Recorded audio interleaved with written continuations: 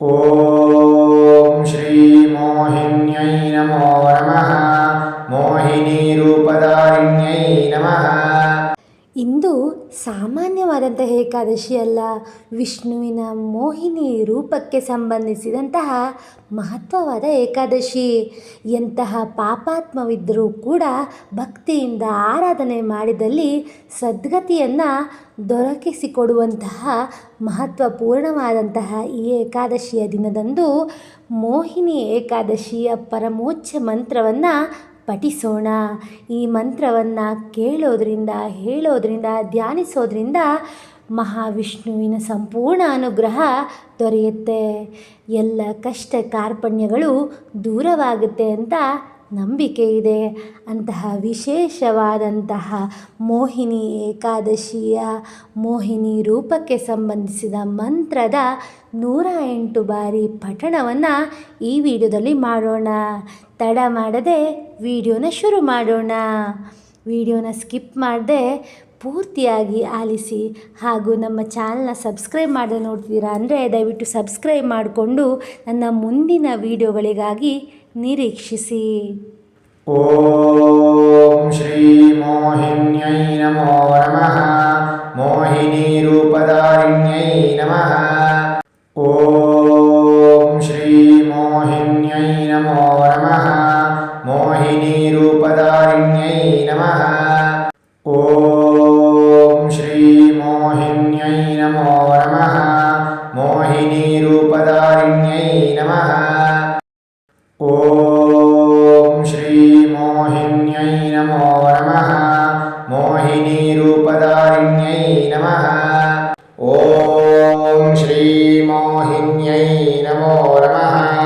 ಮೋಹಿನಿ ರೂಪಧಾರಿಣ್ಯೈ ನಮಃ. ಓಂ ಶ್ರೀ ಮೋಹಿನ್ಯೈ ನಮೋ ನಮಃ. ಮೋಹಿನಿ ರೂಪಧಾರಿಣ್ಯೈ ನಮಃ.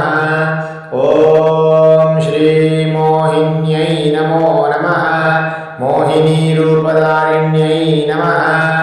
ಓಂ ಶ್ರೀ ಮೋಹಿನ್ಯೈ ನಮೋ ನಮಃ. ಮೋಹಿನಿ ರೂಪಧಾರಿಣ್ಯೈ ನಮಃ. ಓಂ ಶ್ರೀ ಮೋಹಿನ್ಯೈ ನಮೋ ನಮಃ. ಮೋಹಿನಿ ರೂಪಧಾರಿಣ್ಯೈ ನಮಃ. ಓಂ ಶ್ರೀ ಮೋಹಿನ್ಯೈ ನಮೋ ನಮಃ.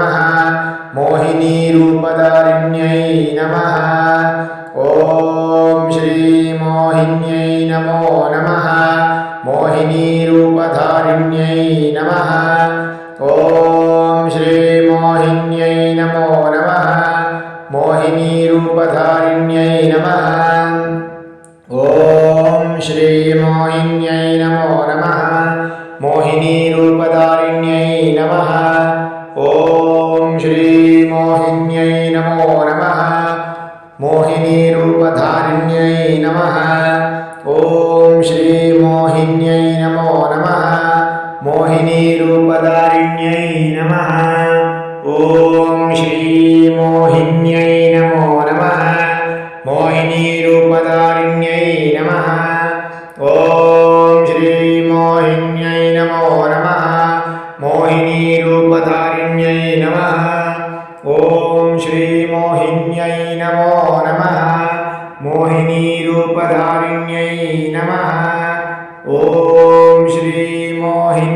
ನಮೋ ನಮಃ. ಮೋಹಿನಿ ರೂಪಧಾರಿಣ್ಯೈ ನಮಃ. ಓಂ ಶ್ರೀ ಮೋಹಿನ್ಯೈ ನಮೋ ನಮಃ. ಮೋಹಿನಿ ರೂಪಧಾರಿಣ್ಯೈ ನಮಃ. ಓಂ ಶ್ರೀ ಮೋಹಿನ್ಯೈ ನಮೋ ನಮಃ. ಮೋಹಿನಿ ರೂಪಧಾರಿಣ್ಯೈ ನಮಃ. ಓಂ ಶ್ರೀ ಮೋಹಿನ್ಯೈ ನಮೋ ನಮಃ. ಮೋಹಿನಿ ರೂಪಧಾರಿಣ್ಯೈ ನಮಃ. ಓಂ ಶ್ರೀ ಮೋಹಿನ್ಯೈ ನಮೋ ನಮಃ. ಮೋಹಿನಿ ರೂಪಧಾರಿಣ್ಯೈ ನಮಃ. ಓಂ ಶ್ರೀ ಮೋಹಿನ್ಯೈ ನಮೋ ನಮಃ. ಮೋಹಿನಿ ರೂಪಧಾರಿಣ್ಯೈ ನಮಃ. ಓಂ ಶ್ರೀ ಮೋಹಿನ್ಯೈ ನಮೋ ನಮಃ. ಮೋಹಿನಿ ರೂಪಧಾರಿಣ್ಯೈ ನಮಃ. ಓಂ ಶ್ರೀ ಮೋಹಿನ್ಯೈ ನಮೋ ನಮಃ. ಮೋಹಿನಿ ರೂಪಧಾರಿಣ್ಯೈ ನಮಃ. ಓಂ ಶ್ರೀ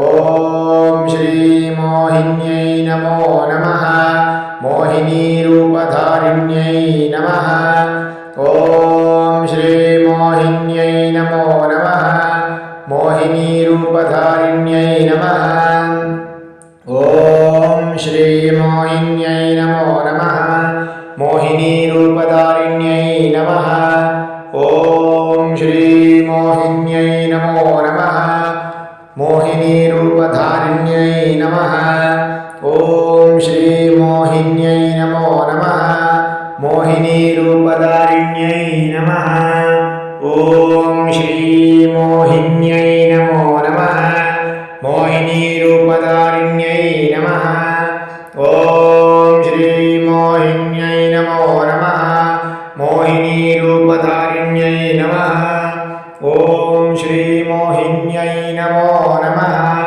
ಮೋಹಿನಿ ರೂಪಧಾರಿಣ್ಯೈ ನಮಃ ಓಂ ಶ್ರೀ ಮೋಹಿನ್ಯೈ ನಮೋ ನಮಃ ಮೋಹಿನಿ ರೂಪಧಾರಿಣ್ಯೈ ನಮಃ ಓಂ ಶ್ರೀ ಮೋಹಿನ್ಯೈ ನಮೋ ನಮಃ ಮೋಹಿನಿ ರೂಪಧಾರಿಣ್ಯೈ ನಮಃ ಓಂ ಶ್ರೀ ಮೋಹಿನ್ಯೈ ನಮೋ ನಮಃ ಮೋಹಿನಿ ರೂಪಧಾರಿಣ್ಯೈ ನಮಃ ಓಂ ಶ್ರೀ ಮೋಹಿನ್ಯೈ ನಮೋ ನಮಃ ಮೋಹಿನಿ ರೂಪಧಾರಿಣ್ಯೈ ನಮಃ ಓಂ ಶ್ರೀ ಮೋಹಿನ್ಯೈ ನಮೋ ನಮಃ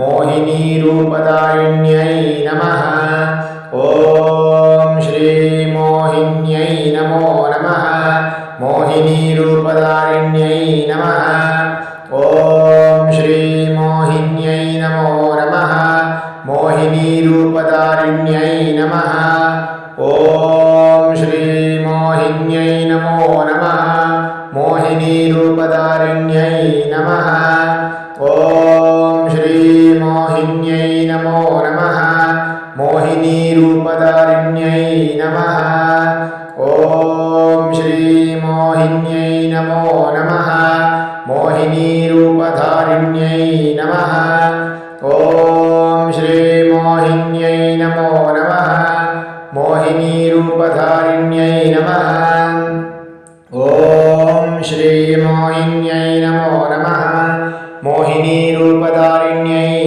ನಮಃ ಓಂ ಶ್ರೀ ಮೋಹಿನ್ಯೈ ನಮೋ ನಮಃ ಮೋಹಿನಿ ರೂಪಧಾರಿಣ್ಯೈ ನಮಃ ಓಂ ಶ್ರೀ ಮೋಹಿನ್ಯೈ ನಮೋ ನಮಃ ಮೋಹಿನಿ ರೂಪಧಾರಿಣ್ಯೈ ನಮಃ ಓಂ ಶ್ರೀ ಮೋಹಿನ್ಯೈ ನಮೋ ನಮಃ ಮೋಹಿನಿ ರೂಪಧಾರಿಣ್ಯೈ ನಮಃ ಓಂ ಶ್ರೀ ಮೋಹಿನ್ಯೈ ನಮೋ ನಮಃ ಮೋಹಿನಿ ರೂಪಧಾರಿಣ್ಯೈ ನಮಃ ಓಂ ಶ್ರೀ ಮೋಹಿನ್ಯೈ ನಮೋ ನಮಃ ಮೋಹಿನಿ ರೂಪಧಾರಿಣ್ಯೈ ನಮಃ ಓಂ ಶ್ರೀ ಮೋಹಿನ್ಯೈ ನಮೋ ನಮಃ ಮೋಹಿನಿ ರೂಪಧಾರಿಣ್ಯೈ ನಮಃ ಓಂ ಶ್ರೀ ಮೋಹಿನ್ಯೈ ನಮೋ ನಮಃ ಮೋಹಿನಿ ರೂಪಧಾರಿಣ್ಯೈ ನಮಃ ಓಂ ಶ್ರೀ ಮೋಹಿನ್ಯೈ ನಮೋ ನಮಃ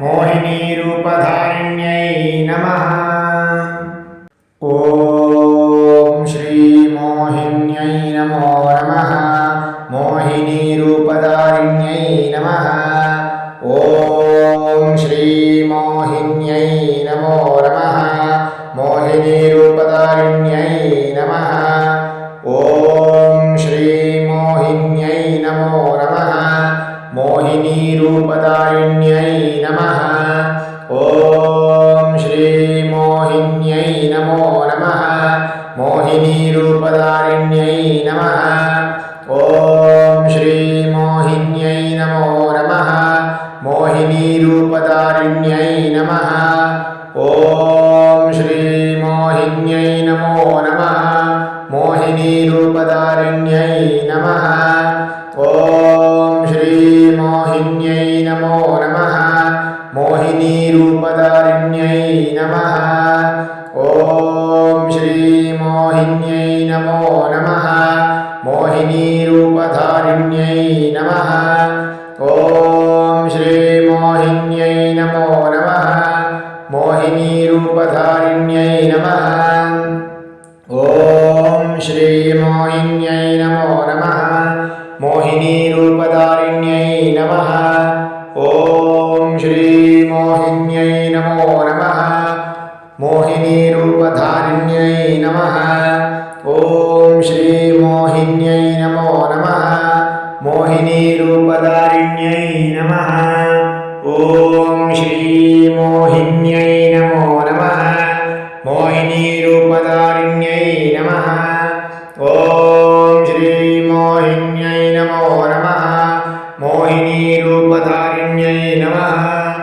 ॐ श्रीमोहिन्यै नमो नमः मोहिनीरूपधारिण्यै नमः ॐ श्रीमोहिन्यै नमो नमः मोहिनीरूपधारिण्यै नमः ॐ श्रीमोहिन्यै नमो नमः मोहिनीरूपधारिण्यै नमः ॐ श्रीमोहिन्यै नमो नमः मोहिनीरूपधारिण्यै नमः ॐ श्रीमोहिन्यै नमो नमः मोहिनीरूपधारिण्यै नमः ॐ श्रीमोहिन्यै नमो नमः मोहिनीरूपधारिण्यै नमः ॐ श्रीमोहिन्यै नमो नमः मोहिनीरूपधारिण्यै नमः ॐ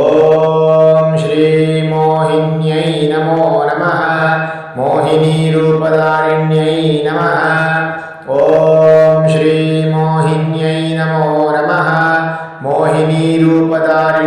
नमः ॐ श्रीमोहिन्यै नमो नमः मोहिनीरूपधारिण्यै नमः ॐ श्रीमोहिन्यै नमो नमः मोहिनीरूपधारिण्यै नमः ॐ श्रीमोहिन्यै नमो नमः मोहिनीरूपधारिण्यै नमः ॐ श्रीमोहिन्यै नमो नमः मोहिनीरूपधारिण्यै नमः ॐ श्रीमोहिन्यै नमो नमः मोहिनीरूपधारिण्यै नमः ॐ श्रीमोहिन्यै नमो नमः मोहिनीरूपधारिण्यै नमः ॐ श्रीमोहिन्यै नमो नमः मोहिनीरूपधारिण्यै नमः ॐ श्रीमोहिन्यै नमो नमः मोहिनीरूपधारिण्यै नमः ॐ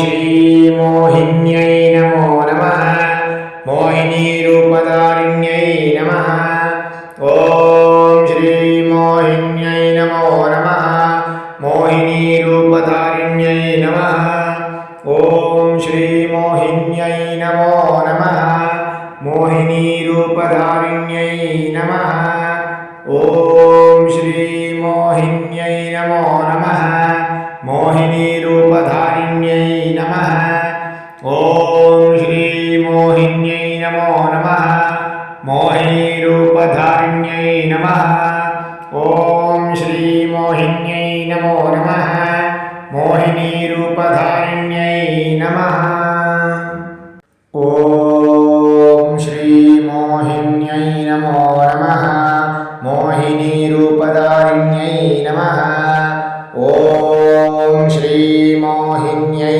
नमो नमः मोहिनीरूपधारिण्यै नमः ॐ श्रीमोहिन्यै नमो नमः मोहिनीरूपधारिण्यै नमः ॐ श्रीमोहिन्यै नमो नमः मोहिनीरूपधारिण्यै नमः ॐ श्रीमोहिन्यै नमो नमः मोहिनीरूपधारिण्यै नमः ॐ श्रीमोहिन्यै नमो नमः मोहिनीरूपधारिण्यै नमः ॐ श्रीमोहिन्यै नमो नमः मोहिनीरूपधारिण्यै नमः ॐ श्रीमोहिन्यै नमो नमः मोहिनीरूपधारिण्यै नमः ಓಂ ಶ್ರೀ ಮೋಹಿನ್ಯೈ ನಮೋ ನಮಃ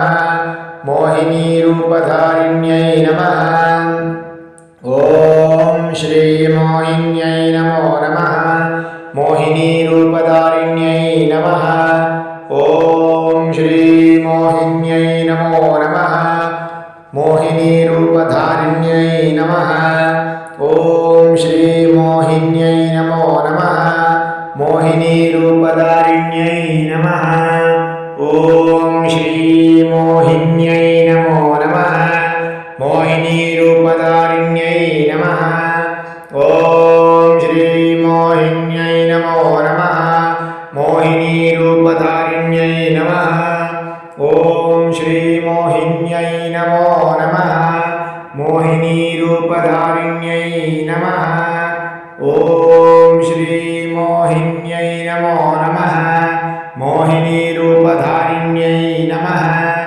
ಓಂ ಶ್ರೀ ಮೋಹಿನ್ಯೈ ನಮೋ ನಮಃ ಮೋಹಿನಿ ರೂಪಧಾರಿಣ್ಯೈ ನಮಃ ಓಂ ಶ್ರೀ ಮೋಹಿನ್ಯೈ ನಮೋ ನಮಃ ಮೋಹಿನಿ ರೂಪಧಾರಿಣ್ಯೈ ನಮಃ ಓಂ ಶ್ರೀ ಮೋಹಿನ್ಯೈ ನಮೋ ನಮಃ ಮೋಹಿನಿ ರೂಪಧಾರಿಣ್ಯೈ ನಮಃ ಓಂ ಶ್ರೀ ಮೋಹಿನ್ಯೈ ನಮೋ ನಮಃ ಮೋಹಿನಿ ರೂಪಧಾರಿಣ್ಯೈ ನಮಃ ಓಂ ಶ್ರೀ ಮೋಹಿನ್ಯೈ ನಮೋ ನಮಃ ಮೋಹಿನಿ ರೂಪಧಾರಿಣ್ಯೈ ನಮಃ ಓಂ ಶ್ರೀ ಮೋಹಿನ್ಯೈ ನಮೋ ನಮಃ ಮೋಹಿನಿ ರೂಪಧಾರಿಣ್ಯೈ ನಮಃ ಓಂ ಶ್ರೀ ಮೋಹಿನ್ಯೈ ನಮೋ ನಮಃ ಮೋಹಿನಿ ರೂಪಧಾರಿಣ್ಯೈ ನಮಃ